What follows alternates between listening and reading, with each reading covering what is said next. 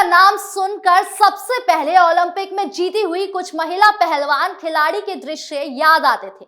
लेकिन अब पहलवानों को जब याद करते हैं तो सबसे पहले जंतर मंतर पर लंबे वक्त तक न्याय की गुहार लगाती बैठी बेटियां याद आती हैं।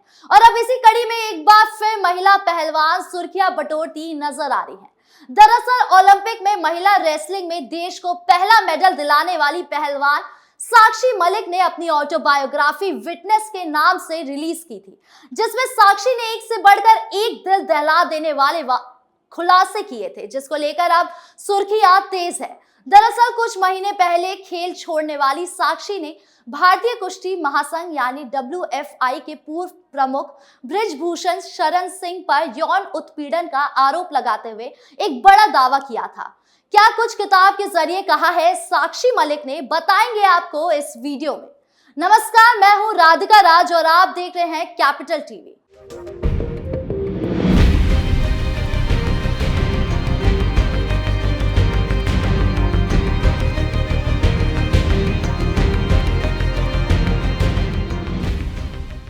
साक्षी मलिक की हाल ही में रिलीज हुई किताब विटनेस में उन्होंने कई बात का खुलासा किया है।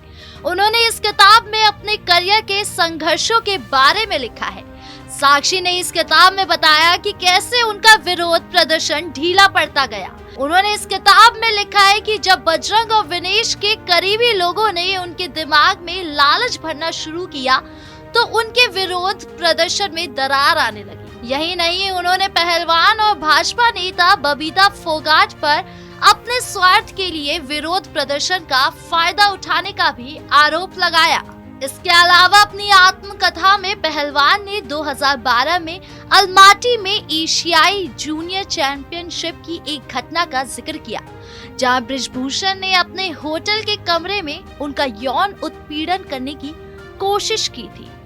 मीडिया रिपोर्ट्स के मुताबिक उनकी किताब के कुछ हिस्सों को उजागर करते हुए कहा गया कि उन्हें फोन पर अपने माता पिता से बात करने के बहाने बृजभूषण के होटल के कमरे में भेजा गया था, लेकिन बाद में जो हुआ वो उनके जीवन की सबसे दर्दनाक घटनाओं में से एक बन गई। उन्होंने कहा, बृजभूषण ने मेरी मम्मी पापा से बात कराई। जब मैंने उनसे बात की और अपने मैच और मेडल के बारे में बताया, तब मुझे याद है कि मैंने सोचा था कि शायद कुछ भी अप्रिय ना हो, लेकिन जैसे ही मैंने कॉल कट की, उसने मेरे साथ छेड़छाड़ करने की कोशिश की। जब मैं उसके बेड पर बैठी थी, मैंने उसे धक्का दिया और रोने लगी। साक्षी ने आगे आरोप लगाया, उसके बाद वो पीछे हट गया। मुझे लगता है कि उसे अंदाजा हो गया था कि मैं उसकी बात नहीं मानूंगी। उसने कहना शुरू कर दिया कि उसने मुझे पापा जैसे गले लगाया, लेकिन मुझे पता था कि ये ऐसा नहीं था। मैं रोती हुई उसके कमरे से भागकर अपने कमरे में आ गई। बचपन में ट्यूशन टीचर ने की थी छेड़छाड़।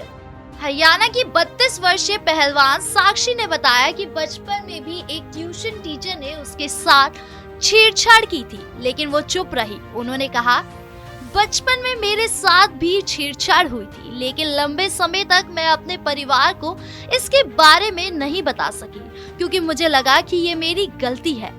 मेरे स्कूली दिनों में ही मेरा ट्यूशन टीचर मुझे परेशान करता था। वो मुझे कभी कभी क्लास के लिए अपने घर बुलाता था और कभी कभी मुझे छूने की कोशिश करता था। मुझे ट्यूशन क्लास जाने में डर लगता था, लेकिन मैं अपनी माँ को कभी नहीं बता सकी। ये लंबे समय तक चलता रहा और मैं इस बारे में चुप रही। माँ ने दिया था पहलवान का साथ। स्टार पहलवान साक्षी मलिक ने ये भी खुलासा किया कि छेड़छाड़ की इन दोनों घटनाओं के बाद उनकी माँ ने उनका साथ दिया था। उन्होंने बताया, मेरी माँ ने न केवल ट्यूशन टीचर के साथ हुई घटना के दौरान बल्कि तब भी मेरा साथ दिया जब सिंह ने मेरा पीछा करना शुरू किया था। मैंने अलमाटी में जो कुछ भी हुआ था उसे भूलने की कोशिश की। मेरे मम्मी पापा ने भी मुझे यही करने की सलाह दी। उन्होंने मुझे अपनी ट्रेनिंग और प्रतियोगिता पर ध्यान केंद्रित करने के लिए कहा। आज ये बहुत ज्यादा नहीं लगता, लेकिन मैं आभारी हूँ कि मुझे कम से कम ट्रेनिंग जारी रखने की अनुमति दी गई।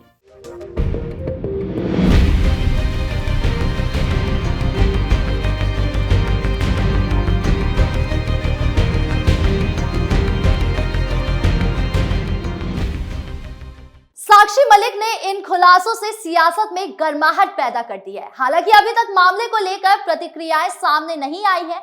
ऐसे में देखने वाली बात होगी कि साक्षी मलिक के लगाए आरोप सच हैं या झूठ। फिलहाल इस खबर में इतना ही। देश की तमाम बड़ी खबरों से जुड़े रहने के लिए देखिए कैपिटल टीवी।